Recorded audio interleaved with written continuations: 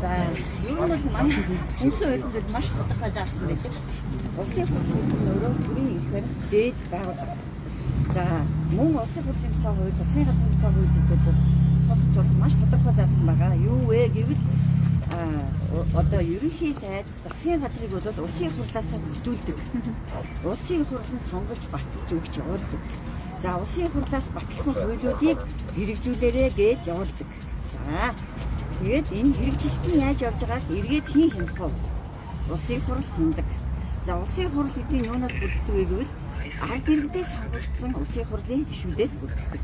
Тэгэхээр миний хувьд бол ард иргэдийн төлөөлж байгаа улсын хурлын гишүүнийхээ хуваар яг одоо улсын хурлын хууль, дэгийн тухай хууль болон улсын хурлын тухай хууль, үндсэн хууль заасныхаа дагуу ерөнхий сайд буюу засгийн газраасаа одоо холбогдох мэдээллийн дагуу асуулт асуусан. За, юу гэж би асуусан бэ гэвэл энэ баялагын сантай холбоотой асуудал ярьсан. За, баялагын сантай холбоотой би тухайлан юу асуусан бэ гэвэл 2030 он гэхэд 3 их 80 орчим төрөг бүрдүүлнэ гэж хэлсэн дээр нь би голлож асуултаа асуусан. Тэгэхээр өнөөдрийн байдлаар бол бүх одоо үзүүлэлтүүд буурлаа, багаслаа. Одоо наад зах нь энэ орлого болоод тэр нь ашигтай ажиллаж байт Монгол улс нэмэгтэй гарч байж тэр нэмэхээсээ баялагын сан руугаа мөнгө төвлөрүүлдэг. Тэгэхээр өнөөдрийн байдлаар Монгол улс хасах баланстай явж байгаа. Хасах 353 тэрбумын алдагдaltaй явж байгаа Монгол улс эхний 3 сарын байдлаар. Энэ нь бол би бас хэлсэн, би дандаа тоо ярьсан. Тэгэхээр энэ нь бол өмнөх оны мөн үеэс юугаараа ялгаатай болж ийн вэ гэвэл тэр үед бол 1.6 их 80-ийн нэмэгтэй байсан байхгүй юу? Өмнөх жил. Энэ жил хасах 353 тэрбум. Тэгэхээр ийм байдалтай байхад энэ баялагын сан чи бүртгүү гэдэг ийм асуулт асуусан. За, хоёрдугаар, за иргэдтэй нэг амсуулах төдий баялагын сангаас хуваарлж байгаа 145 мянган орчим төгрөг ингэж хуваарлаад бүгдийг одоо хөрөнгийн эзэд болгоод бүртгэгдсэн. Өнөөдөр та бүхэн статистикийг хараад үзээрэй. Бүгд 3 сая хөрөнгийн эзэн байж байгаа. Гэтэл хүний эрэгтэй ямар юмных нь хөрөнгө эзэмшивдээ манай иргэд.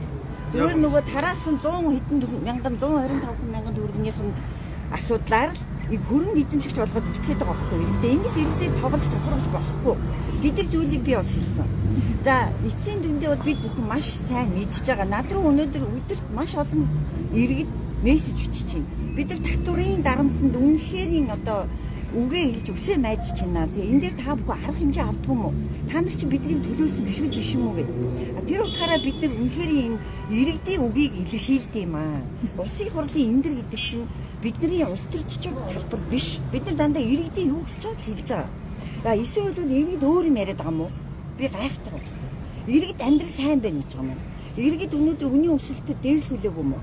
Иргэд өнөөдөр инфляцид автаагүй юм уу? Иргэд өнөөдөр аж аргалтай сайхан амьдарч байгаа юм уу? Татвартай дийлдэг юм уу? Тийм биш бол би буруу ярьсан байна. Би худлаа ярьсан байна. Би тэрэндээ хариуцлага хүлээхэд билээ. Би өөртөө ийм л юм ярьсан. Энэ миний ярьсан тоонууд бүгд энд байгаа. Тэгээ энэний төлөө энэ одоо нэгдүгээрт намайг бол улсын хурлын гишүүн гэж үзэхгүй байгаа юм байна би санагдлаа. Өөрөөр хэлбэл 125 гишүүн байгаа юм байна. Энэ улсын хурл 126 байх статус. Тэгэхээр өөрөөр хэлбэл юу гэж энийг дүгнэх вэ гэвэл өнөөдөр Монгол улсын засгийн газар улсын их хурл буюу олон нийтэд сонгогддог төлөөллийнхаа дээр гараа суучжээ. Угаасаа суудлын хувьд ч гэсэн дээр гараа суучдаг. Яг үүгээрээ бол улсын хурлын гишүүдийг бол юм чинээ тоохгүй юм байна. Энэ хүн бол өстой үнэхээр вакуумд орсон юм байна. За, энэ хүнд бол бүх эрх мэдэл байсан. Одоо ч байгаа. Сүүлийн 6 жил энэ хүн эрх барих дээд байгууллага өндөр дээд алтан тушаал хашиж байгаа. Эхний 2 жил Монгол улсын засгийн газрын галтгойг барьсан. Одоо Монгол улсын засгийн газрын тэргүүнээр ажиллаад 5 дахь жилдээ орж ийн. 5 дахь жилдээ штэ 5 сар биш. 5 жил ерөнхий сайд дараалж хийсэн арчилсан улсад юу н ховор шүү. Арчилсан улсаас одоо Англи, Америк, Германы ерөнхий сайд хийснийг би бол маш сайн санаж байна. Бусдаар бол ийм удаан жил ингэж ерөнхий сайд хийсэн арчилсан орны ерөнхий сайдыг би зүгээр санах байна. Судлах хэрэгтэй. Тэгэхээр энэ хүнд бол бүх боломж байсан. За, Монгол улсын төсвийн орлого бол маш их байсан. Энэ өнөөдөр мөнгө хайцсан бэ. Одоо 2022 онд Монгол улсын гол экспортын бараа бүтээгдэхүүн нүүрсний үн $240 байсан. Маш их мөнгө цугларсан. Энэ мөнгө хайцсан өнөөдөр. Ард түмний амьдралд яаж нялцсан? Яаж нэмэлт тус болсон? Энэ миний асуусан асуулт. Энэ бүх мөнгө хайцсан гэдэг асуултаас асууж би эхлэмээр. Гэтэл эсвэргээрээ улсын хурлын одоо гишүүн бүрэн эрхийнхээ дагуу энэ хуулийн дагуу те улсын хурлын гишүүд бол засгийн газраас асуулт асуух бүрэн эрхтэй энэ хуулинд заасан байна л да. Дээрээс нь ерөнхий сайд засгийн газрыг удирдах улсын хурлын өмнө ажлаа хариуцсан гэдэг энэ улсын хурлын хуулийн тодорхой заалтанд бичигдсэн байна. Тэгэхээр би бол одоо өөрийгөө хууль зөрчсөн гэж бодохгүй байна. Одоо яасан гэж те намайг одоо ингэж үл тоож өөрөөр хэлбэл улсын хурлыг үл тоож байгаа юм бэ гэдгийг би бол гайхчихэ. За ер нь бол улсын хурлыг засгийн газрын хуулийн хэлтэс болоод удаж ийн гэдэг шүүмжлүүд бол олон нийтийн зүйлс маш байгаа. Тэгэхээр энэ бол үндсэн хуулийн зөрчил би тэгж л бодож байна. Тэгэхээр миний зүгээс ямар ч хэлсэн бүлгийн гишүүдтэйгээ одоо ярилцаад одоо даваа гарагийн бүлгийн хурлаар энэ асуудлыг яах ёстой юм бэ? Ингэж улсын хурлын бүрэн эрхийг халдаж болж байгаа мó гэдэг асуудлыг одоо би мэдэхгүй байна одоохондоо. Одоо бүлгийнхаа гишүүдтэй бүлгийнхаа удирдлагатай холбогдож ярилцаад нэг шийдвэр гаргана гэж бодож байна. Шаардлага өргүүлэх үү? Ер нь яг энэ өнөөдрийн асуудалтай холбогдуулаад шийдэл нь ер нь юу байх юм бэ? За яг шийдлийг нь манай улсын хурлын ардсан намын бүлгийн хуульчид бол бас гаргах гэж найдаж байна. Гэхдээ яг маш энгийнээр ярихад бол улсын хурал гэдэг нь өөр үндсэн хуулиараа эрх барих дээд байгууллага. Улсын хурлаас бид нар ерөнхий сайдыгаа томилдог. Улсын хурлын өмнө энэ хүн ажлаа хариуцдаг. Ажил ямар явж байгааг би асуух бүрэн эрхтэй хуулиараа. Тэр би л хууль зөрчөөгүй. Зүгээр тэ одоо гишүүдийг дураараа доромжлох, дарамтлах ийм эрхийг хариу хуулиараа ерөнхий сайдад олгосон эсэхийг би мэдэхгүй байна. Судлах хэрэгтэй. Хуулийн ямар одоо алдаа дутагч гарсныг нь одоо бас хуулийн хүрээнд нь судлаад арга хэмжээ авах гэж бодож байна. Чуулганы урлаан дээр таны асуусан асуултыг хариулгүй ерөнхий сайд өгөхдөө баяр цогтаргийн асуултанд хариулъя гэж албаартсан юм шиг мэдээлэл хэлсэн шүү дээ.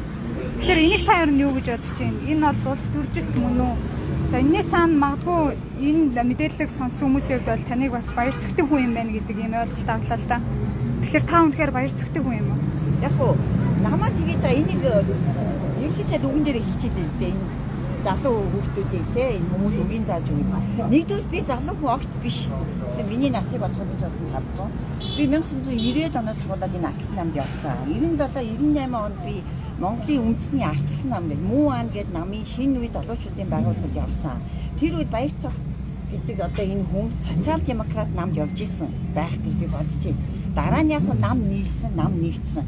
Би өөрөө бие даасан үзэлтэй одоо үдийн наслалтаа би хин нэгнэр үгээ хэлүүлж, үгээ заалгуулж явж үзээгүй өнөөдрийг хүсье.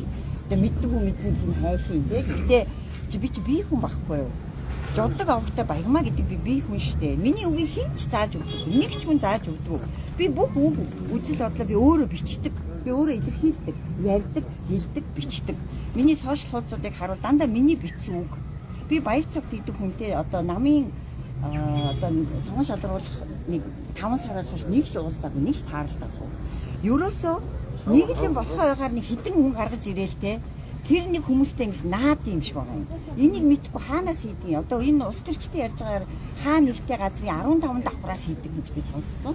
Тэгээ тэндээс ийм юм зааж өгөөд юм уу манай ерөнхий сайд. Би тэрийг мэдэхгүй. Надад хинч нөлөөлдөггүй. Хинч миний үгийг зааж өгдөггүй. Би баяр цогт хийдэг хүнтэй би уулздаггүй маш олон сар болж байна.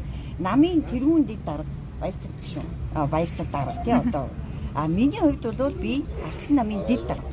Гэдэг хуваараа бол намын ажлын хувьд бол бид нар уулзаж ажил ярьж авсан. Тэр бол хамгийн сүүлд 5 сар. Тэрнээс хойш би уулзаг. За хүн бүтгэж гин гэж харин шүүгд өгч бас болохыг үүсэхгүй. Тэгээ намайг бүтгэж байгаа байхгүй нэгсэндээ. Баяр цогт үгийн зааж өгөөд явуулж ийн гэж шүү дээ. Баяр цогт надад үг зааж өгсөн эсхийг энэ хүн тагнуул цагтаа ашиглаад нотлох хэрэгтэй тэгвэл. Бүр тэрэндээ тулвал.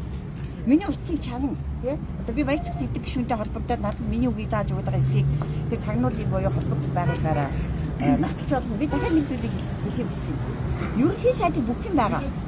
Тагнуул байна, цагдаа байна, АТГ байна. Тэ дээрэс нь миний ойлгож байгаа бол эдийн засгийн зөвлөлт гихчтэй бүх бизнесүүдийг оруулсан гэж шүү. Нөгөө тэр асуудал үүсгээд байгаа гэж өөрийнх нь яриагаар хэлээд байгаа тэр од жаргал захирал, тэр апуугийн захирал, тэр манай бүх том бизнесмэнүүд тэр эдийн засгийн зөвлөлтөнд сууж идэм байх шүү. Би тэрийг бас хараа гайхсан. Эдийн засгийн зөвлөлтөө бизнесүүд авчихсан. Нөгөө карманда бүх намынхныгаа хийцсэн. Сүрэг хүчин нам гэж байхгүй. Бизнесмэнүүд бараг сүрэг хүчний гэж байхгүй юм шиг байгаа юм би зөв тэндээс харахад. За гадуур дийлсэл явж байгаа улс төрчдийн бүгдийг бас тармалцсан түгээс нэртэйгээр тийм элчин сайд түр ямар элчин сайд гэдүүлээ ингээд авцсан. Тусгай үүрэг гүйцэтгэх элчин сайд гэдээ авцсан. Энэ хүн жөрөөсөө Монголын улс төр өөр тийм энэ хүнээс гадна хүн үлдсэн юм уу? Мань мэтээс өөр хүн. Одоо сөрөг хүчний ажил хийж байгаа би байна. Манай бүлийн гишүүн жаргалан байна. Одоо хэн байгаа гэвэл өөр энэ хүний эсрэг дуурж байгаа сөрөг хүчний ажил хийж байгаа хүн байгаа юм уу? Иргэд байгаа байх гэж би найдаж байна. Түүнээс биш энэ хүн бүх хэрэг нь байна. Асар их мөнгө байсан сүүлийн хугацаанд. Маш их мөнгө. Төсвийн зардал бол та бүхэн мэдж байгаа тийм 24 онд 27 их найд байсныг нь 30 их найд болгоцсон. Тэгээ 30 их найд байсныг нь 35 их найд болгож оруулж ирсэн. Би тэрийг жадлан эсэргүүцсэн. Тэрний төлөө надад одоо үс санаад идэв. Би мэдэхгүй. За миний тухай одоо жинхэнэ дээр сошиалаар зөндөө одоо худал хуурам хөтөлөг явдаг. Тэглээгээд би тэрний эсрэг би өөрөө устарч учраас тий янз бүрийн юм бол ярьдаггүй. За одоо өнөөдрөөс ахвал дөнгөж сая бас зөндөө тэр хөтөлбөрүүд эхэлж байгаа шиг байлээ. Энэ бол яг бидний хүлээсэн одоо зам юм да тий. А гэхдээ би улсын хурал гэдэг энэ институцийн нэг эдистэй би одоо ард иргэдийг төлөөлж байгаагийн хувьд бол би энэ засгийн газрыг энэ улсын хурлыг ингэж дээрлэж дангахыг одоо бүлийн зөвшөөрдөг. За тэгэхээр улсын хурал дахь засгийн намын бүлийн гишүүний хувьд таас төлөөлж гарч ирлээ тийм ээ. Тэгэхээр ер нь одоо засгийн газрын үйл ажиллагааг ер нь юу гэж дэмжиж байгаа юм бэ? Америкаас хамтсан засгийн газар гэдэг утгаараа танаа намын сайдаар ажиллаж ирлээ. Тэгэхээр бүлгээс ер нь одоо энэ бүлгийн засгийн газартайгаа ойлголцоо байгаа юм уу? Ер нь яг ямар агуулга байна вэ гэхээр за өнөөдрийн тухайд гэх юм бол ерөнхийдөө намын асуудал гэхээсээ илүү бас юм одоо засаг хоорондын асуудал. Өнөөдөр бол одоо хуваарийн дагуу ерөнхий сайд улсын хурал сард нэг удаа мэдээлэл хүргэдэг. Үүнийг бол одоо улсын хурлын чухал оролдооны дэгийн тухай хуулиар зохицуулсан.